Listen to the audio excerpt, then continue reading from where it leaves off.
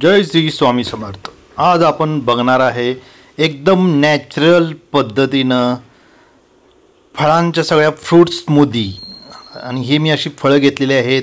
याच्यामध्ये मँगो आहे, पेर आहे, डाळिंब आहे, ऑरेंज आहे, ॲपल आहे आणि पेरू देखील आहे। आणि याच्यासोबत मी थोडं खजूर पण घेणार आहे। हे असं मी घेतलेलं आहे। माझ्या मदतीसाठी माझा छोटा मुलगा पण आहे।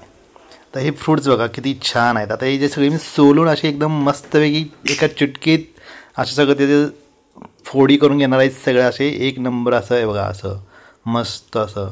आणि याच्यापासून मी आता पहिल्यांदा डाळिंब आणि ऑरेंज याचं ज्यूस काढून घेणार आहे। तर ही आंबा बघा, एक नंबर आंबा तर होता, असला भारी होता। वा, नुसतं असंच खाऊन टाकावंसं वाटालं तर बघा की असं बघितल्यावर ते ज्यूस करू तोपर्यंत थांबायचं होईना मला।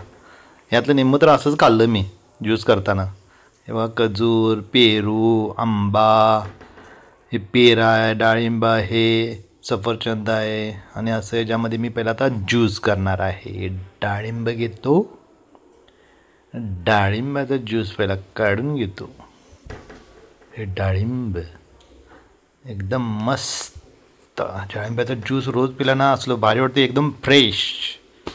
मग डाळिंबाचा ज्यूस करून घ्यायचा आहे। याच्यामध्येच मी ऑरेंज देखील घालणार आहे आणि ह्याला असं बारीक असं मिक्सरमध्ये घालून फिरवणार आहे। आणि याचा ज्यूस काढून मी एका गाळण्याने ते गाळून घेणार आहे मस्त असं। हे बघा, त्याचा ज्यूस करतो मी। हे असं मी याच्यामध्ये जारमध्ये घातलेलं आहे आणि याचं असं ज्यूस केलेलं आहे।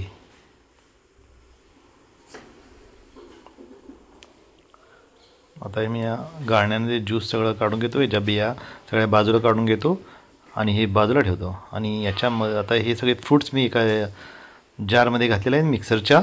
आणि याच्यामध्ये सगळे फ्रूट्स आणि थोडंसं मध घालणार आहे। याच्यामध्ये मी वरून साखर वगैरे काहीसुद्धा घालणार नाही आहे।